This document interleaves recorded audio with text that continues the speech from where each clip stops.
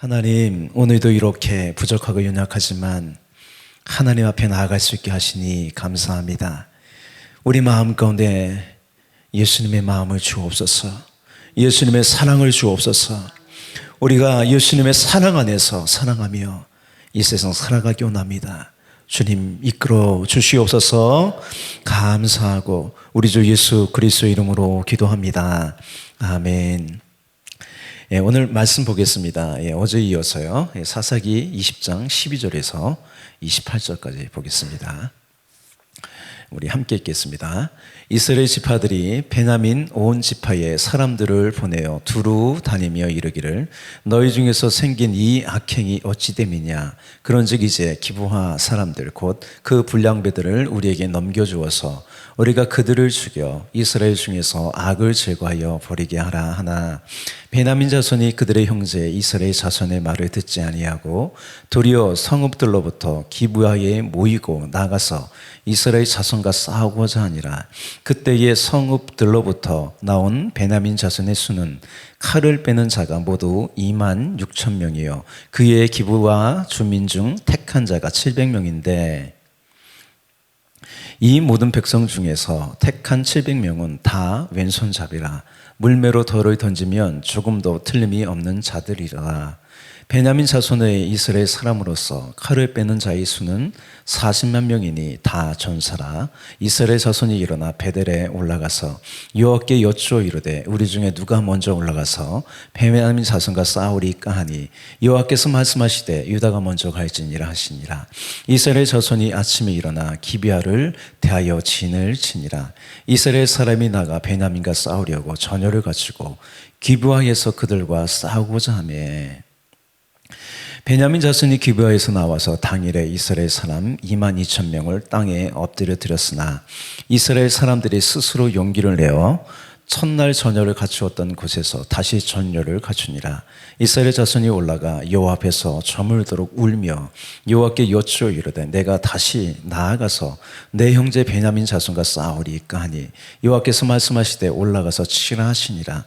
그 이튿날에 이스라엘 자손이 베냐민 자손을 치러 나아가매 베냐민도 그 이튿날에 기브아에서 그들을 치러 나와서 다시 이스라엘 자손 18,000명을 땅에 엎드려 드렸으니 다 칼을 빼는 자였더라.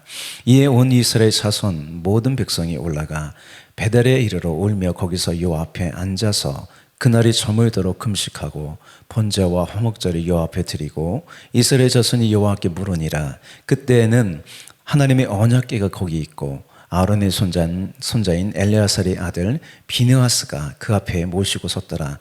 이스라엘 자손들이 여쭈기를 우리가 다시 나아가 내 형제 베냐민 자손과 싸우리까 말리까 하니 여호와께서 이르시되 올라가라. 내일은 내가 그를 내 손에 넘겨주리라 하시는지라.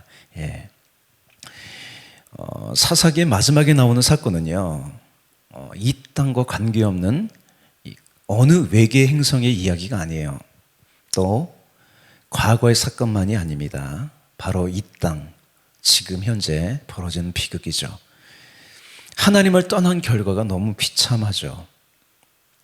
레이는요, 잔혹하게 첩의 시신을 각 지파에 나누어 보내므로요, 이스라엘 전손들이 미스바에 모였어요. 그런데 이곳에 베냐민 사람들은 오지 않았습니다. 베냐민을 뺀 나머지 지파들은요, 함께 이런 일을 행한 사람들을 징계하기로 결정했죠. 징계라고 하지만 레인과 마찬가지인 복수심이겠죠.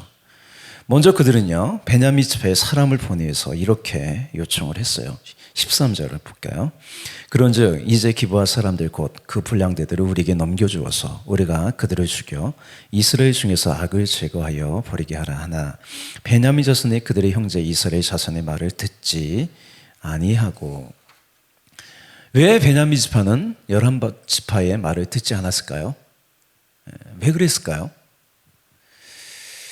여러분, 하나님의 공의를 거스르는 가장 큰 문제는 뭐냐면 인종적, 지역적 이기주의예요. 자기 지역의 사람을 보호한다는 명목 아래서 하나님의 공의를 거스르고 있는 거예요.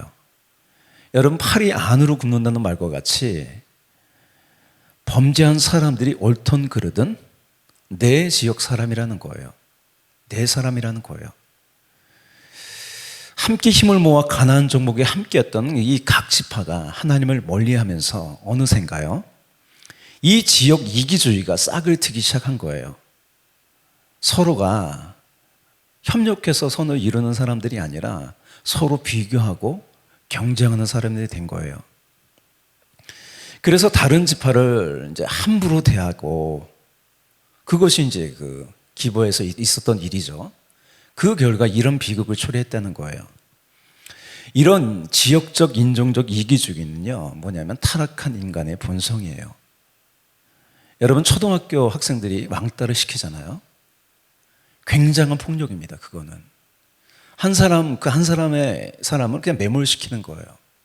얼마나 그 초등학교 다니면 친구들이 중요합니까? 중고등학생들은 마찬가지죠.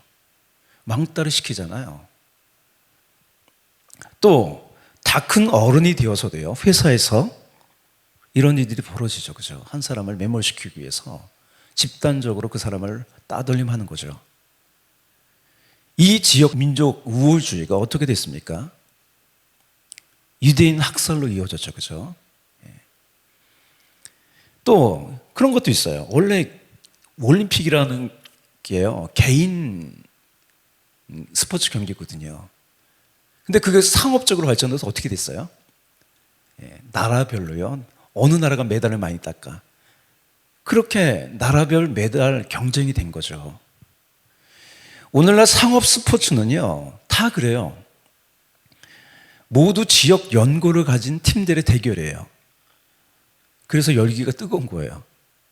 여러분, 축구도 그렇고 야구가 그렇잖아요. 요즘 뭐 프로야구 시즌인데, 대전의 연고를 둔 하나와 서울의 연고를 둔 LG가 한국 시리즈를 하고 있어요.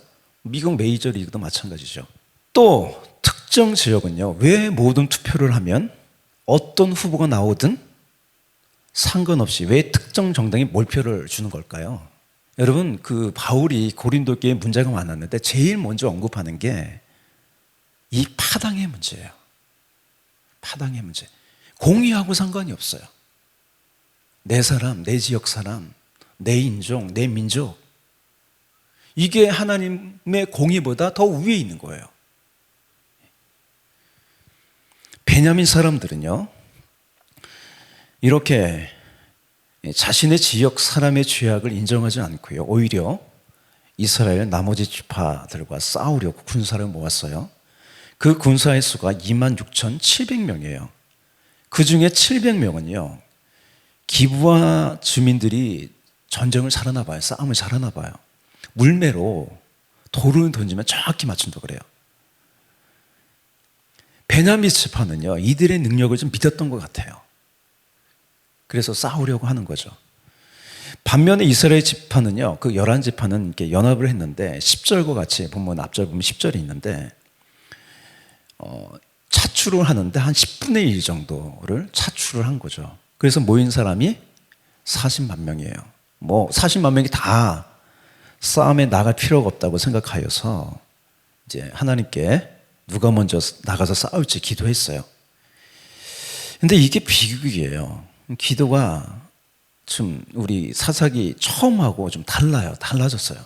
이렇게 비교하면 이렇게 돼요. 여호수아가 죽은 후에 이스라엘 자손이 여호와께 여쭈어 이르되, 우리 가운데서 누가 먼저 올라가서 가나안 족속과 싸우리까? 여호와께서 이르시되, 유다가 올라가 있으니라. 보라, 내가 이 땅을 그의 손에 넘겨주었노라 하시니라.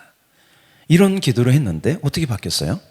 이스라엘 자손이 일어나 베델에 올라가서 여호와께 여쭈어 이르되, 우리 중에 누가 먼저 올라가서 베냐민 자손과 싸우리까 하니, 여호와께서 말씀하시되, 유다가 먼저 올라가 있으니라 하시니라. 누가 베냐민과 먼저 싸울 것이되 하나님께 묻고 있어요. 비극이죠. 그렇게 기브아에서요, 유다를 주축으로 한 이스라엘 연합군과 베냐민 지파 간의 전쟁이 시작됐습니다. 20절, 22절을 볼게요. 이스라엘 사람이 나아가 베냐민과 싸우려고 전열을 갖추고 기브아에서 그들과 싸우고자 하며, 베냐민 자손이 기브아에서 나와서 당일에 이스라엘 사람 22,000명을 땅에 엎드려 틀었으나, 이스라엘 사람들이 스스로 용기를 내어 첫날 전열을 갖추었던 곳에서 다시 전열을 갖추니라.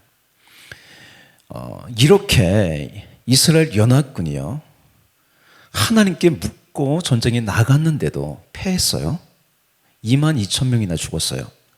이에 패한 이스라엘 자손들이 여호와 앞에서 이제 저물도록 울면서 기도한 거죠. 다시 나아가서 베냐민 자손과 싸우리까? 하나님께서 말씀하세요. 올라가서 치라고, 전쟁하라고 그래요. 그런데 이번에도 올라갔으나 이번에도 패하고요. 18,000명이 죽었어요. 두 번째도. 이에 온 이스라엘이요, 그 백성들이 베델에 올라가서 울면서 금식하면서 기도했어요. 본문의 마지막에 이렇게 되어 있어요. 이스라엘 자손이 여호와께 물으니라. 그때 하나님의 언약궤가 거기 있고 아론의 손자인 엘레아살의 아들 비느하스가 그 앞에 모시고 섰더라. 이스라엘 자손들이 여쭈기를 우리가 다시 나아가 내 형제 베냐민 자손과 싸우리까 말리까 하니 여호와께서 이르시되 올라가라. 내일은 내가 그를 내 손에 넘겨주리라 하시는지라. 이 계속되는 실패 속에 이들의 기도가 좀 바뀌었어요. 싸워야 할지 싸우지 말아야 할지를 기도하지 않았는데 그걸 하는 거예요.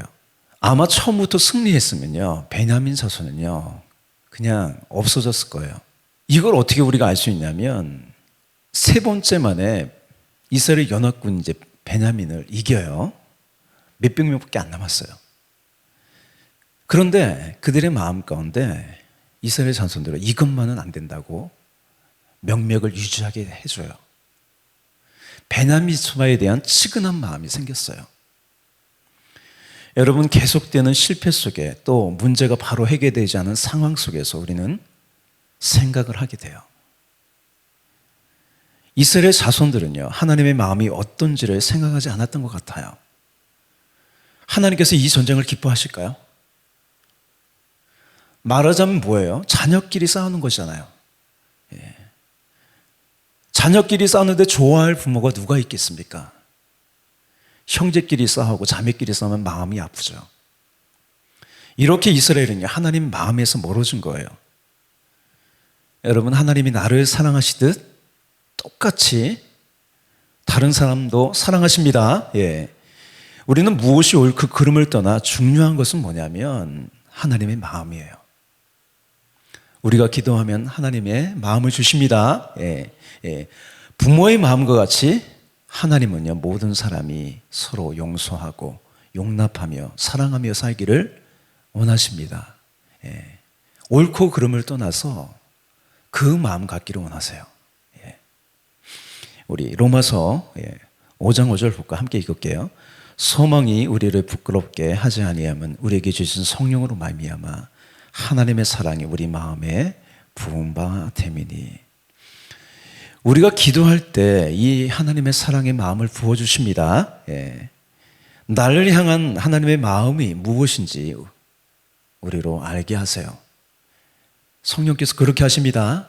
그래서 하나님의 마음을 품고 살기를 여러분 축복합니다. 그렇게 살아가야 돼요. 그것이 하나님이 기뻐하시는 삶이죠. 옳고 그름을 떠나서 그 위에 뭐가 있냐면 하나님 마음이 있다는 거예요.